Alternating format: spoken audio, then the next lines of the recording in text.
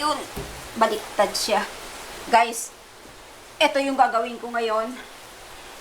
Kailangan linisan dahil napakarumi nila. Hindi ko to napupunasan ng maraming buwan na ang nakaraan at hindi napunasan. Madilim na siya guys, o ang dumi.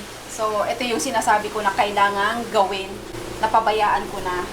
So, ayun.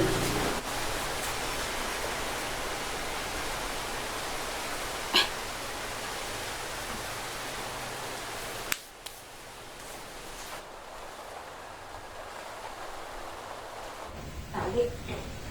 So, kailangan natin ibaba.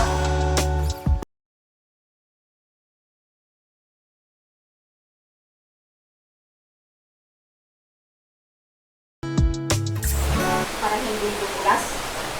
Lalagyan ko siya nito.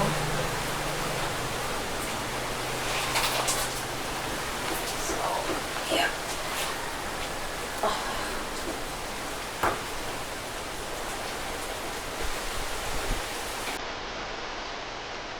Yan. Una si Horsey.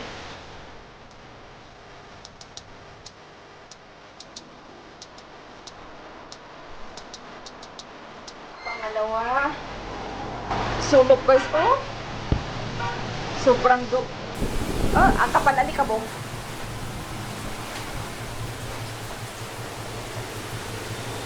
Huwag kang dumulas, sabi. Kailangan ko na talagang linisan sila. Kaso, natatakot ako. Lagyan natin ang harang. Baka sila'y tumakbo. Ang harang. Huwag kayong tumakbo. Baka mabasag. Marami akong kahoy na nakatago. Naghihintay na ma-assemble. Pero gamitin natin. Pangharang lang para hindi siya dumulas. Yan. Yan. Yup.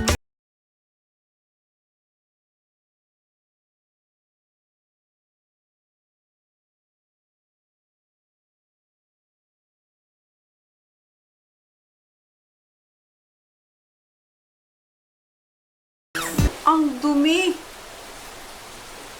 So, madami tayong gagawin.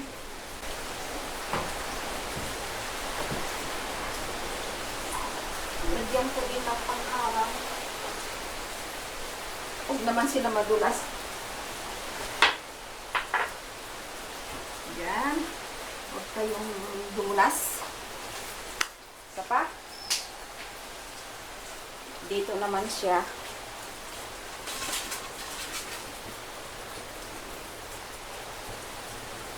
Isa pa dyan. At wala na akong pangharang.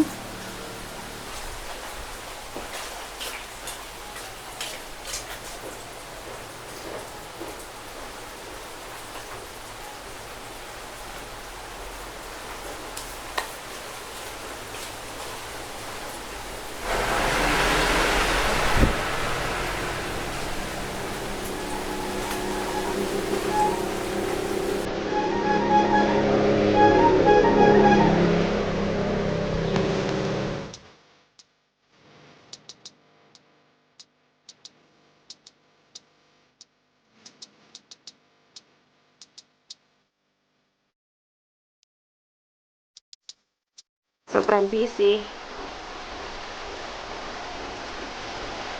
Tapos, kailangan ko na rin yatang palitan yung frame. So, medyo kailangan ng budget. So, guys, oh, look. Napakadumi.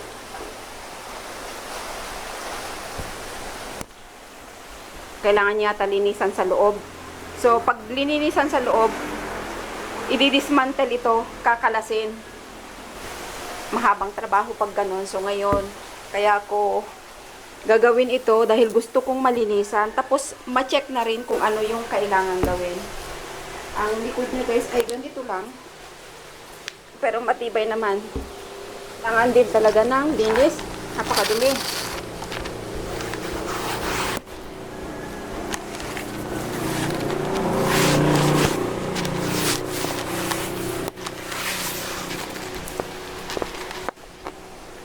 Balik na rin natin. Check natin yung mga screw. Baka ano na siya. Kailangang palitan. So far, okay pa naman.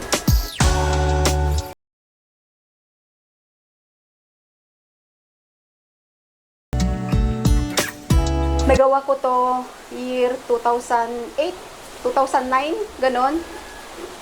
Guys, huwag nyo na itanong kung gaano ko katagal nagawa ito.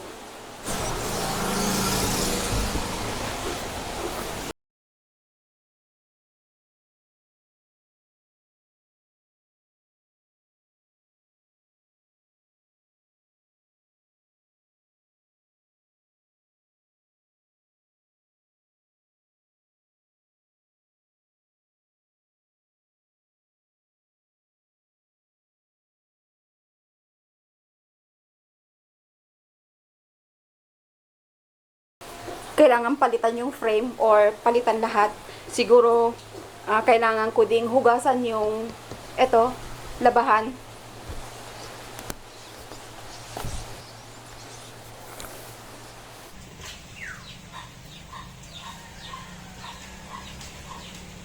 Silipin natin si Dalaga. Sino ba yan? Yan, ganyan siya. Tingnan nyo kung gaano siya kaliliit. Yung ganyan niya guys, sabihin natin. Ang hirap kaya gawin yan guys. Imagine mo, 4 na beses mong iniikot-ikot yung needle na may thread. Yan yung pinakamaliit na size ng cross stitch. Nakalimutan ko na 14 ba yun? Or number 14, number 12, number 10. Parang maalala ko ganun yung mga sizes ng cross stitch.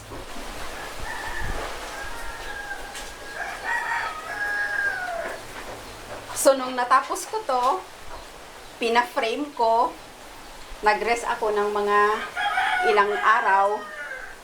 Ito, inumpisahan ko na naman to.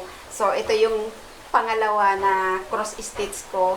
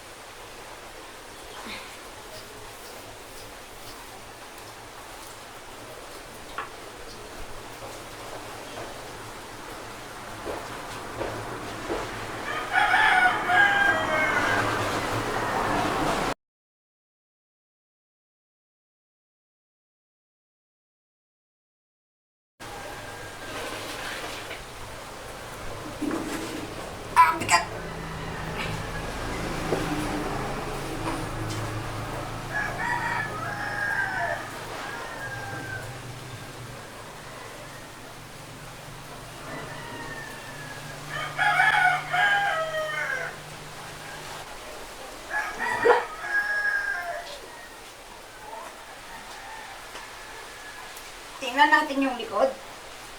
Oh my goodness. Mas madumi pa to. Kung mapansin nyo, guys, ito, yan, mas malaki sila. So, ibig sabihin, mas madaling gawin kumpara dun sa una kong ginawa. Ito ay hindi na ako inabot ng 1 year paggawa.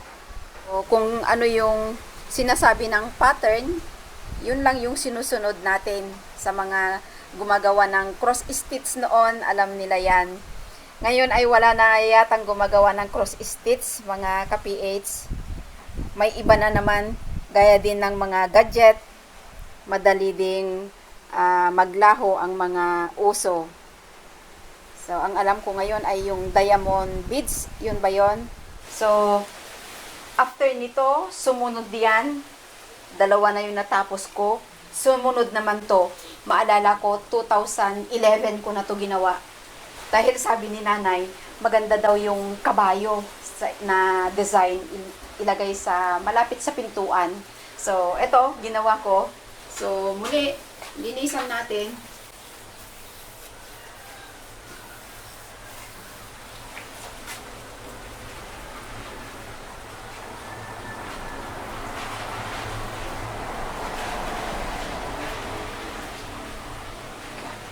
pinaka gusto kong design.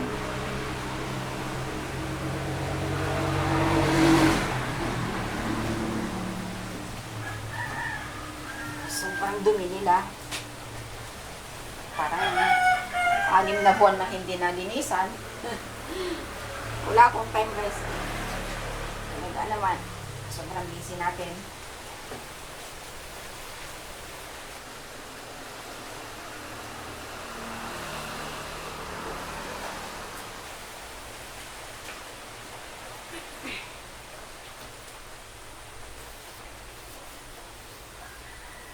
Ito yung latest, kaya ito yung pinakamatibay ang frame.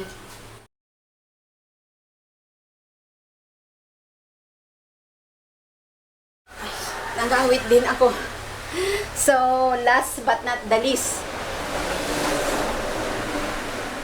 ito yung pinakahuli kong ginawa dahil yung mga tira-tira na thread